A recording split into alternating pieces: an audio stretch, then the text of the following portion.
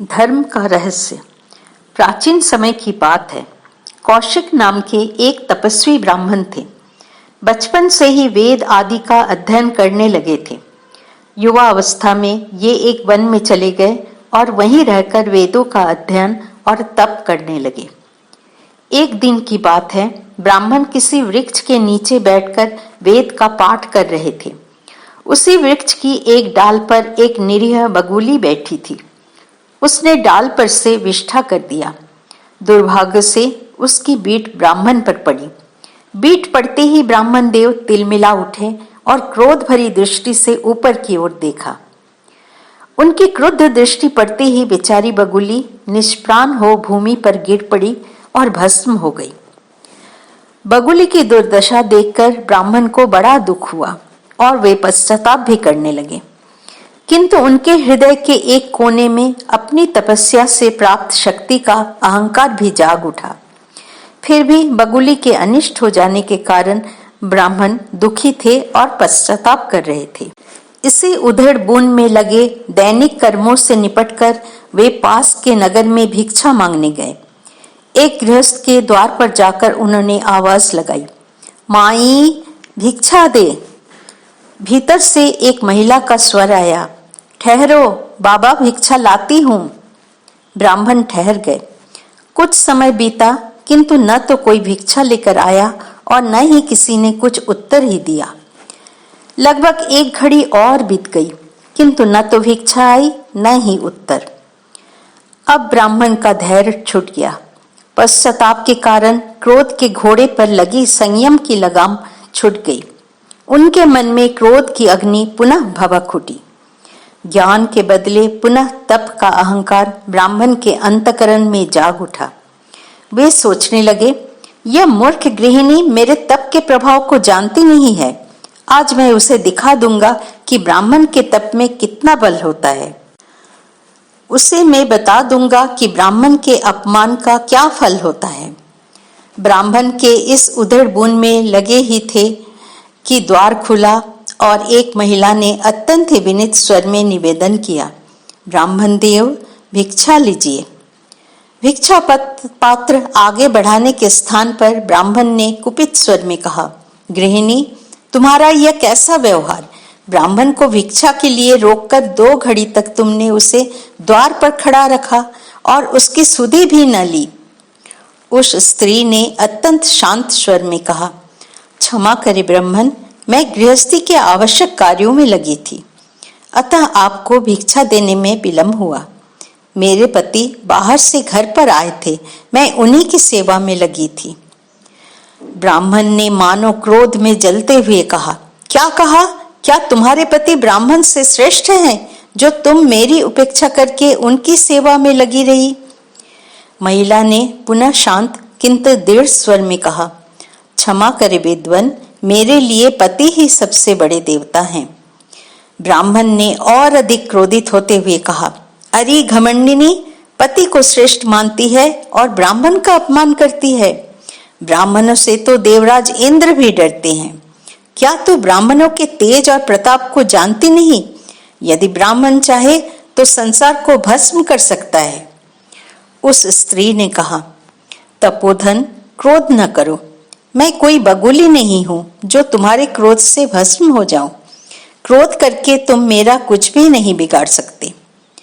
द्विजश्रेष्ठ, क्रोध तो ऐसा शत्रु है कि वो उसी का नाश करता है जो उसे आश्रय देता है।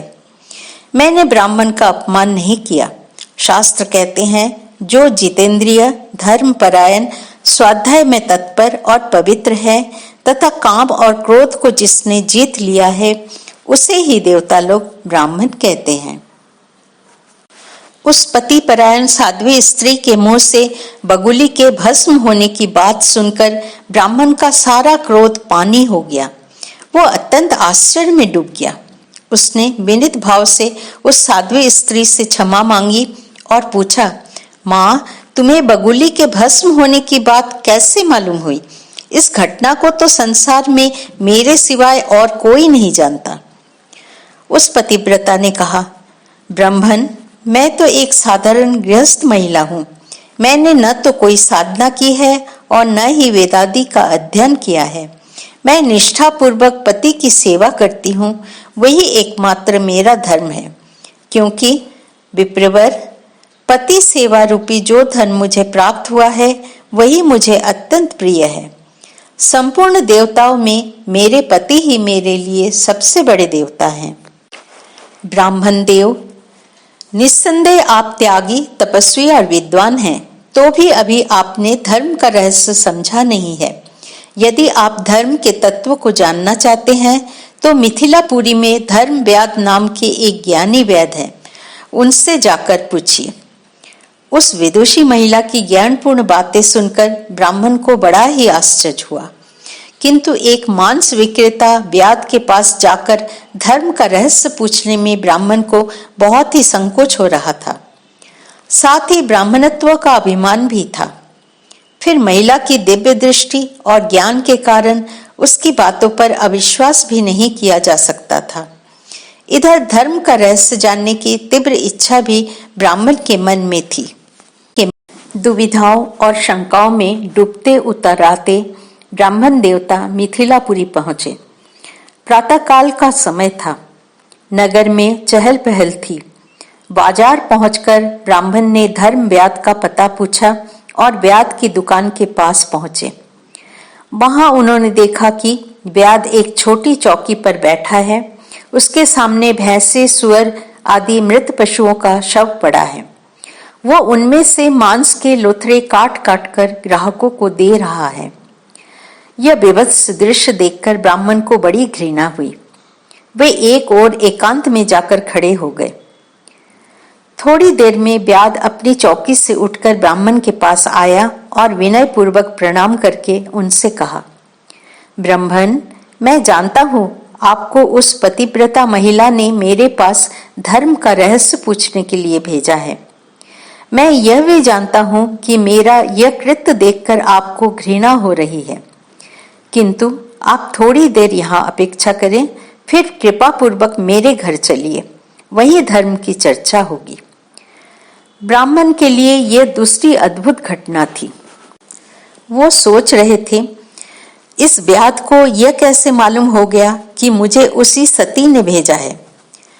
काम समाप्त करके व्याध ने ब्राह्मण से कहा, चलिए विप्रवर, अपनी चरण धूलि से मेरा घर पवित्र कीजिए। उसके घर पहुंचकर ब्राह्मण ने देखा कि वहां अत्यंत ही साफ सुथरा एक छोटा सा घर है। प्रत्येक वस्तु स्वच्छ और पवित्र है। देव को अर्पित किए हुए चंदन, धूप आदि की सुगंध चारों ओर फैल रही है। व्याध ने ब्राह्मण को बैठने के लिए एक स्वच्छ आसन दिया। बैठते हुए ब्राह्मण ने कहा, हे व्याध श्रेष्ठ, मांस बेचने का यह घोर कर्म निश्चय ही तुम्हारे योग्य नहीं है। तुम इसे त्याग दो। तुम्हारे इस घोर कर्म से मुझे बड़ा ही संताप हो रहा है। व्याध ने उत्तर दिया, ब्राह्मण, यह कार्य मेरे बाप दादों के समय से होता चला आ रहा है। मेरे कुल के लिए जो उचित है वही धंधा मैंने अपनाया है। मैं अपने धर्म का ही पालन कर रहा हूँ, अतः आप मुझ पर रुष्ट न हो। मैं जो कर्म कर रहा हूँ निस्संदेह वो घोर कर्म है, किंतु ब्राह्मण, इस दोष के निवारण के लिए यत्न कर रहा हूँ। विप्रवर, मैं अपना स्वधर्म समझकर इस कार्य को नहीं छोड़ रहा हूँ। पहले से मेरे पूर्वज ऐसा करते आए हैं, यह समझकर मैं इसी कर्म से जीवन निर्वाह कर रहा हूँ। अपने कर्म का परित्याग करने वाले को यहाँ अधर्म की प्राप्ति होती देखी जाती है। जो अपने कर्म में तत्पर है, वस्तुतः उसी का वर्ताव धर्मपूर्ण है। यह निश्चित सिद्धांत है। फिर भी जो व्यक्ति अपने पूर्व कर्मों के कारण इस समय क्रूर कर्म में लगा है, उसे सदा यह सोचते रहना चाहिए कि मैं किस प्रकार इस घोर कर्म से छुटकारा पा सकता हूँ। निरंतर इस प्रकार सद्विचार करने से मनुष्य अवश्य ही उस क्रूर कर्म से छुटकारा पा सकता है। अपने कर्म में रत व्यक्ति ही महान यश का भागी होता है। तपोधन, सामाजिक वर्णाश्रम धर्म के अनुसार मैं अपने कुलगत धर्म का ही पालन कर रहा हूँ और व्यक्तिगत वर्णाश्रम धर्म के अनुसार गृहस्थ धर्म में रहकर मैं अपने कर्तव्यों का पालन कर रहा हूँ। भगवान, माता पिता ही मेरे प्रधान देवता हैं। जो कुछ देवताओं के लिए करना चाहिए मैं इन्हीं दोनों के लिए करता हूँ। मेरे स्त्री पुत्र आदि भी इन्हीं की सेवा शुश्रूषा करते हैं। यही हमारा परम धर्म है। माता पिता की सेवा ही मेरे लिए परम तप है। इस तपस्या के प्रभाव से ही मुझे दिव्य दृष्टि प्राप्त हुई है। इसी तप के फलस्वरूप मैंने धर्म के रहस्य को भी समझा है। उस पतिव्रता स्त्री को पति सेवा रूपी धर्म के पालन करने के कारण वही फल प्राप्त हुआ जो मुझे माता पिता की सेवा से प्राप्त हुआ, जो कि योगी को योग से और तपस्वी को तप से प्राप्त होता है। कौशिक ब्राह्मण की तरह आज हम में भी अधिकांश लोग ऐसे हैं जो धर्म के रहस्य को नहीं समझ पाते। इसी कारण किसी पूजा विशेष या अनुष्ठान आदि के द्वारा ही ईश्वर प्राप्ति या धर्म लाभ की बात करते हैं। इसी समस्या का समाधान करने के लिए महाभारत में धर्म व्याध की कथा कही गई है। महाभारत की इस कथा में धर्म के व्यावहारिक स्वरूप की चर्चा की गई है।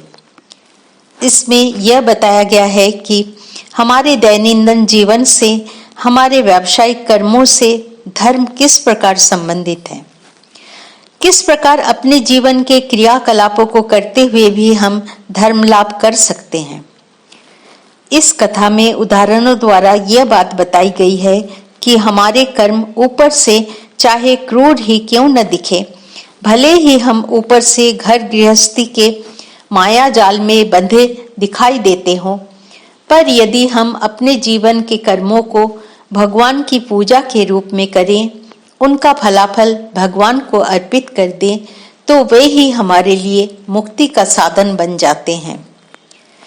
इसके विपरीत यदि जप तप आदि सात्विक कर्म अथवा वेदाध्ययन आदि ज्ञानात्मक कर्म भी अहंकार से किए गए तो उनसे धर्म लाभ नहीं होता।